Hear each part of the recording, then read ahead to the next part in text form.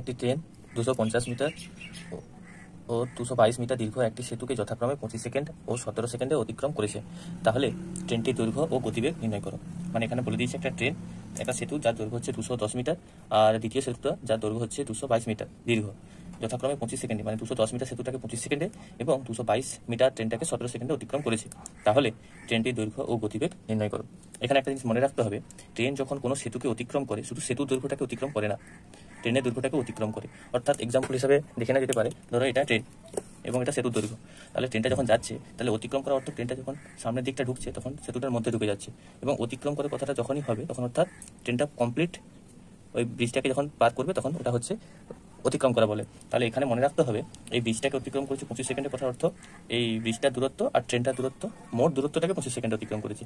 একইভাবে 122 মিটার দৈর্ঘ্যকে অতিক্রম করেছে কথার অর্থ কি না 17 সেকেন্ডে 122 মিটার দৈর্ঘ্য ও ট্রেনটার দৈর্ঘ্যকে অতিক্রম করেছে। তাহলে দেখা যাক কিভাবে হবে।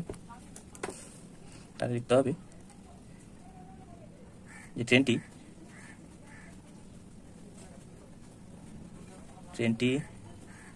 25 সেকেন্ডে অতিক্রম করে 25 সেকেন্ডে অতিক্রম করে। দেখো ট্রেনটির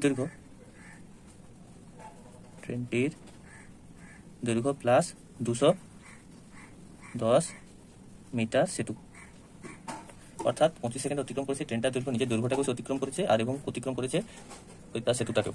একইভাবে আবার ট্রেনটি 17 সেকেন্ডে অতিক্রম করে ট্রেনটার দৈর্ঘ্য যুক্ত আর কত করেছে, আর হচ্ছে 122 মিটার সেতু। তাহলে 25 সেকেন্ডে অতিক্রম করে ট্রেনটার দৈর্ঘ্য যুক্ত 210 মিটার সেতুটা, আর আবার 17 সেকেন্ডে অতিক্রম করে ট্রেনটার দৈর্ঘ্য প্লাস 122 মিটার সেতুটা। তাহলে যদি বিয়োগ করে দেই, বিয়োগ করে পাই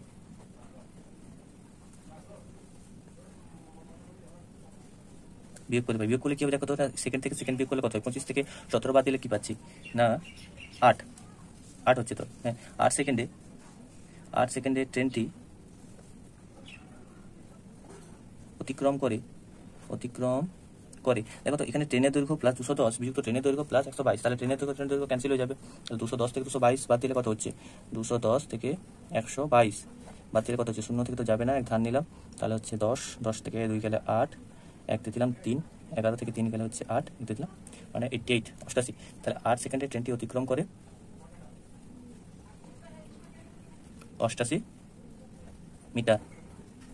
এবার দেখো তো 8 সেকেন্ডে ট্রেনটার, এটা এখানে কিন্তু ট্রেনের দৈর্ঘ্য অতিক্রম করে না, ট্রেনটা মোট সে নিজস্বভাবে দূরত্ব অতিক্রম করে কত 8 সেকেন্ডে 88 মিটার। তাহলে 1 সেকেন্ডে কত অতিক্রম করে বের করতে পারলেই তাহলে ট্রেনটার গতিবেগ বেরিয়ে যাবে। তাহলে 1 সেকেন্ডে ট্রেনটি অতিক্রম করে 88/8, তাই তো, সমান কত হচ্ছে বলো তো 11 মিটার পার সেকেন্ড।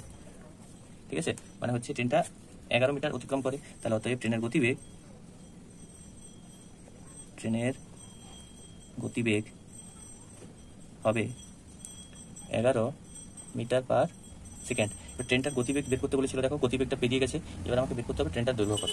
এবার আমাকে দেখতে হবে এই 17 সেকেন্ডের মধ্যে 122 গেছে, আর এর মধ্যে ট্রেনটার গতিবেগ, ট্রেনটা কতটা রাস্তা করেছে, ট্রেনটা নিজের দৈর্ঘ্যটাও অতিক্রম করেছে এবং 122 মিটার সেতুটাকে অতিক্রম করেছে। তাহলে দেখে নেই এটা যদি ট্রেনের গতিবেগ হয় তাহলে 117 সেকেন্ডে কত দূর ট্রেনটা যেতে পারে। তাহলে আমরা জানি যে দূরত্ব সমান আমরা কি জানি না, দূরত্ব সমান আমরা এটা জানি, বেগ সমান দূরত্ব বাই সময়। তাহলে দূরত্ব সমান কি হবে, দূরত্ব সমান হবে এই সময়টা বেগের সঙ্গে গুণ হবে, বেগ গুণিত সময়। তাহলে দূরত্ব মানে কি, আমি জানতে চাইছি আমি ট্রেনটার গতিবেগ জানি, আর হচ্ছে ট্রেনটা 17 সেকেন্ডে ধরলাম আমি কত দূর যেতে পারে। ঠিক আছে, তাহলে 17 সেকেন্ডে যতটা যেতে পারবে তার থেকে বীজের দূরত্বটা বাদ দিয়ে দিলেই আমি ট্রেনের দূরত্বটা পেয়ে যাবো, তাই তো। তাহলে এখানে কি করছি দেখো, যে এখানে দূরত্ব সমান বেগ কত না 11 গুণিত সময় কত, সময় হচ্ছে 17 সেকেন্ড, তাহলে কত পাচ্ছি, কত মিটার হবে, দূরত্বের একক মিটার। তাহলে গুণ করলে কত হচ্ছে 11 সাথে 77-এর 7, হাতে থাকলো 7 11 সাথে 18 মিটার। তাহলে ট্রেনটার দৈর্ঘ্য কত হবে বলো তো, এটা হচ্ছে টোটাল হচ্ছে 17 সেকেন্ডে ট্রেনটা অতিক্রান্ত দূরত্ব, ঠিক আছে। তার মধ্যে কি কি আছে না, ট্রেনের দৈর্ঘ্য আছে, আর হচ্ছে 222 মিটার সেতু আছে। তাহলে 222 মিটার সেতু যদি এটা থেকে বাদ দিয়ে দিই, তাহলে ট্রেনটার দৈর্ঘ্য পেয়ে যাবো। তাহলে অতএব ট্রেনটির দৈর্ঘ্য হবে, তাহলে মোট অতিক্রান্ত দূরত্ব কত না, 187 বিযুক্ত 122 মিটার। বিয়োগ করছি আমি, 187 থেকে 122 বিয়োগ করলে হচ্ছে 5, আর এটা বিয়োগ করলে হচ্ছে 6, মানে 65 সমান 65 মিটার। তাহলে কি পেলাম বলো তো? তাহলে পেলাম যে দেখুন, তাহলে ট্রেনটির গতিবেগ হচ্ছে 11 মিটার পার সেকেন্ড, আর ট্রেনটির দূরত্ব সমান 11 গুণিত 17 মিটার সমান হচ্ছে 187 মিটার। ট্রেনটির দৈর্ঘ্য হবে 187 থেকে 122 মিটার সমান 65 মিটার। তাহলে অতএব ট্রেনটির গতিবেগ যেটা চেয়েছে, গতিবেগ এখানে চেয়েছে কি, এখানে চেয়েছিল গতিবেগটা কত আর চেয়েছিল দৈর্ঘ্যটা কত, তাহলে দুটোই পেয়ে গেছি। তাহলে এখানে হবে ট্রেনের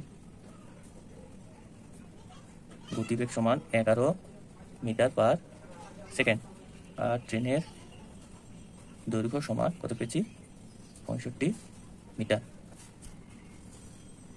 ধন্যবাদ।